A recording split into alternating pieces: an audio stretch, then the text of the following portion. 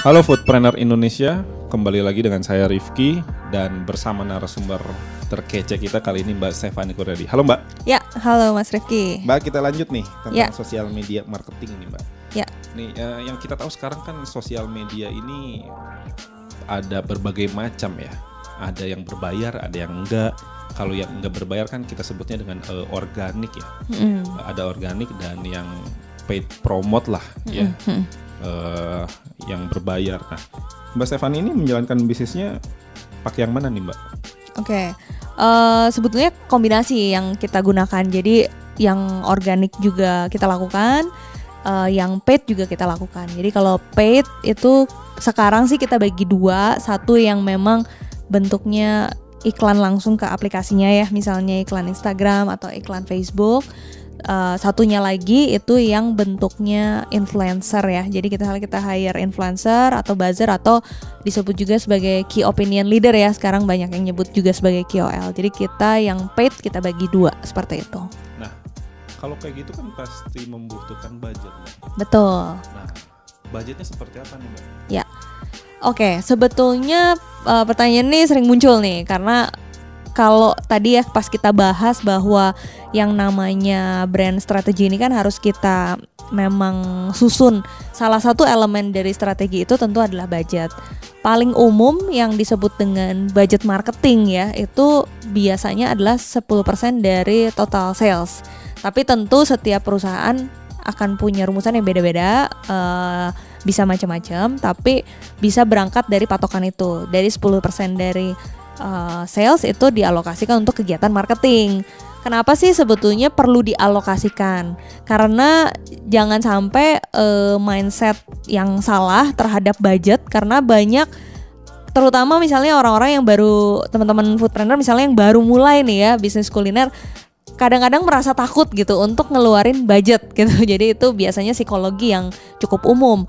Tapi kalau misalnya kita menggunakan alokasi tersebut dan sudah komitmen di awal bahwa memang harus ada sekian persen yang memang kita alokasikan untuk kegiatan promosi atau kegiatan marketing, itu akan jauh lebih bisa dievaluasi sehingga kita bisa tahu nih setiap bulan akan selalu ada budget yang kita kelola, bahwa brand kita akan selalu dikomunikasikan, bahwa akan selalu ada kegiatan promosi, sehingga kita bisa mengukur keberhasilan bisnis kita ini lebih apple to apple. Jangan sampai misalnya bulan ini ada budget, bulan depan diputuskan tidak ada budget gitu ya, karena misalnya salesnya turun, atau justru karena salesnya turun baru ngeluarin budget. Nah, hal itu kita jadi susah untuk mengevaluasi. Jadi idealnya terkait budget itu kita punya persentase tertentu, kemudian kita komitmen di setiap bulan itu kita kelola dan kita ukur keberhasilan dari budget tersebut. Nah, berarti pada intinya mau berapapun salesnya kita harus menganggarkan budget untuk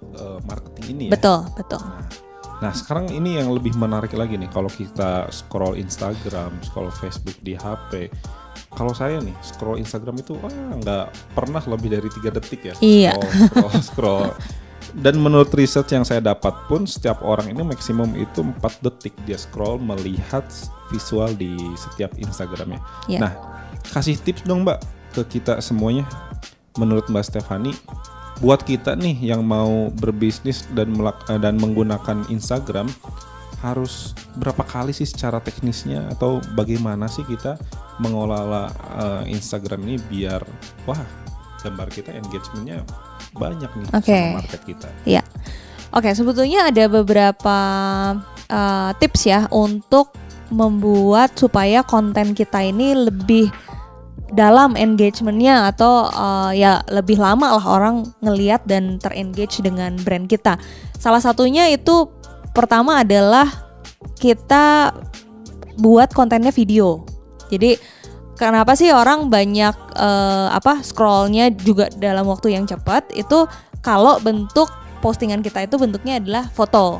Tapi biasanya kalau postingan kita bentuknya adalah video dan di 3 detik pertama itu video itu menarik, atau kan kalau misalnya kita mau posting video di Instagram kan kita bisa memilih covernya ya.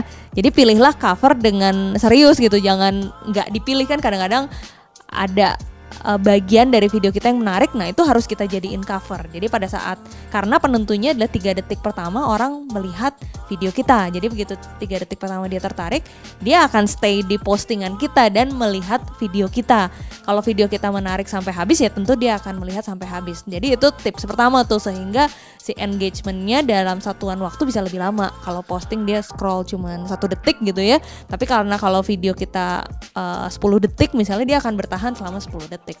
Terus tips kedua juga itu perhatikan habit orang. Contoh kalau misalnya di Instagram sekarang orang-orang jauh lebih sering melihat Instastory.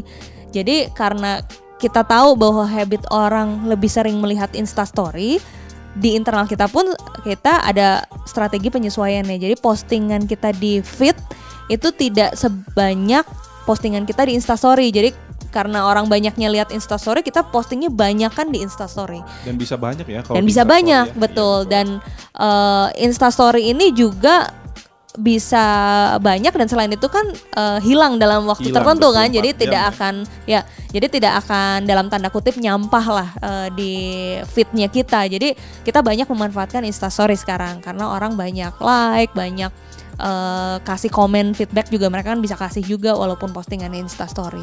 Jadi yang kedua tadi tipsnya adalah kita gunakan fitur-fitur yang memang banyak orang gunakan. Jadi jangan terjebak habitnya yang lama aja ya. Jadi kita harus selalu update dan kita ikutin tren yang terbaru gitu. Oke, nah timing juga mungkin jadi salah satu bagian kunci ya. Betul, untuk kita betul. Posting ini. Nah, kalau orang abnormal itu diatur nggak sih? Detail sampai timingnya, berapa kali postingnya, kayak gitu tuh diatur dan penting nggak? Itu penting dan kita diatur. Jadi kalau kita mengubah akun Instagram dan Facebook kita menjadi bisnis, itu kita kan punya yang namanya page analytics ya. Jadi kita bisa lihat sebetulnya paling banyak followers kita atau fans kita ini aktifnya di jam berapa. Kemudian ya secara demografi juga kita bisa lihat ya cewek atau cowok, umurnya berapa segala macam. Dan data-data itu nggak cuma sekedar ada, tapi memang kita menganalisis data itu. Jadi untuk konten-konten yang penting kayak misalnya kita mau opening, kemudian atau kita mau posting konten tentang launching atau promo, itu kita pasti postingnya di jam yang memang followers kitanya paling banyak aktif. Oke, jadi memang semuanya harus diatur ya. Kalau online shop yang sekarang mungkin ada yang udah belajar, ada yang enggak ya, fotonya macam-macam, ada yang diperhatikan, ada captionnya yang gitu-gitu doang. Nah, tapi kalau mau bisnisnya lebih baik ya yang tadi dikatakan oleh Mbak Steph, semuanya harus diatur sesuai apa yang dibutuhkan oleh orang-orang kita. Supaya kegiatan yang kita lakukan juga lebih efektif ya. Betul. Jadi nggak waste resource, nggak waste money juga. Nah, ini kan tujuannya engagement, ini salah satu tujuan kita ya, Mbak Steph ya. Nah, engagement ini menarik ya, two-way communication antara kita dengan market kita nih. Ya. Kita mendeliver value dengan visual dan caption, tapi mereka juga bisa komen nih di Instagram kita. Dan komennya tuh netizen ini kalau udah ngomong ini waduh berbahaya nih. Nah, ada hal-hal yang negatif juga nih. Saya pengen tahu nih kalau misalnya Mbak Stephanie punya tips atau cara solving problem ini. Kalau misalnya ada netizen yang caci maki kita ke brand kita nih, apa yang harus kita lakukan nih Mbak? Iya. Oke, nah pertanyaannya menarik banget. Paling basic jawabannya gini. Kalau misalnya kita mau ada di social media, brand kita mau ada di social media, which is itu salah satu yang utama dan penting ya saat ini, itu kita harus siap ya. Siap ini ada banyak juga detailnya. Pertama, siap dari sisi kita harus menerima respon apapun yang akan disampaikan oleh netizen. Respon itu tentu ada yang baik, ada yang negatif juga. Negatif itu tentu juga adalah masukan yang baik ya buat kita. Kenapa sih ada orang berkomentar negatif? Berarti ada sesuatu yang memang harus jadi refleksi dan improvement kita. Terus siap yang kedua itu juga terkait adalah pengelolaannya.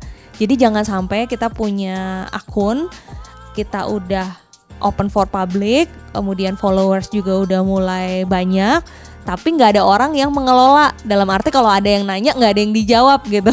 Nah ini juga salah satu yang cukup fatal. Kenapa? Karena ini akan mempengaruhi brand image kita tentu saja. Sama yang kedua, pada akhirnya kalau seseorang itu bertanya dan tidak dijawab, ke depannya dia tidak akan bertanya lagi. Jadi dia akan ya udah, oh kayaknya nih akunnya nggak dikelola nih, ya udahlah gitu. Jadi jangan sampai karena kita tidak siap akhirnya itu mempengaruhi brand image kita. Karena sekarang jalur komunikasi utamanya netizen itu atau customer kita itu memang melalui sosial media. Jadi kalau zaman dulu kan mungkin ada line call gitu ya, atau misalnya ada kotak saran gitu ya. Kalau sekarang kotak saran ya bagi yang tahu itu generasinya. Nah kalau sekarang ya kotak sarannya anak-anak milenial dan Gen Z ya adalah sosial media. Jadi kita harus ready. Nah untuk menghadapi komentar yang negatif atau segala macam, sebetulnya di kita itu di tim kita tuh ada SOP-nya. Jadi jika mereka berkomentar atau komplainnya poin ini misalnya masuk dalam kategori A. Kemudian kalau misalnya masuk dalam kategori A itu juga di kita sudah ada SOP-nya. Bagaimana sih cara men-feedback-nya? Karena bentuk-bentuk dari komplain itu juga macam-macam. Ada yang memang merupakan perbedaan ekspektasi, ada juga yang memang berupa kesalahan SOP itu juga ada. Ada juga yang misalnya membutuhkan kontak langsung dari manajemen kita ke followers tersebut, itu juga bisa. Jadi biasanya kita pilah-pilah dulu kategori komentar negatif tersebut dan kita feedback sesuai dengan proporsinya, seperti itu. Oke, berarti yang pertama harus ada tim. Betul. Yang kedua, timnya dimonitoring dengan SOP. Ya. Nah, berarti teman-teman ribet juga kita mengelola sosial media ya. Dikirain karena memang sekarang levelnya abnormal juga, seharinya dia dapat komen nggak cuma satu kali ya, udah banyak, ratusan langsung sekali posting gitu. Ya itu makanya, bagian dari bentuk komitmen ya. Betul. Karena begitu kita memang mau mengelola satu brand, dan kadang komen itu adalah sesuatu yang sangat berharga sekali. Justru semakin banyak feedback, itu semakin banyak masukan yang bisa kita jadikan improvement buat internal. Oke, sangat menarik teman-teman Foodpreneur Indonesia. Kita akan bahas di podcast selanjutnya, tetap di Foodies Podcast.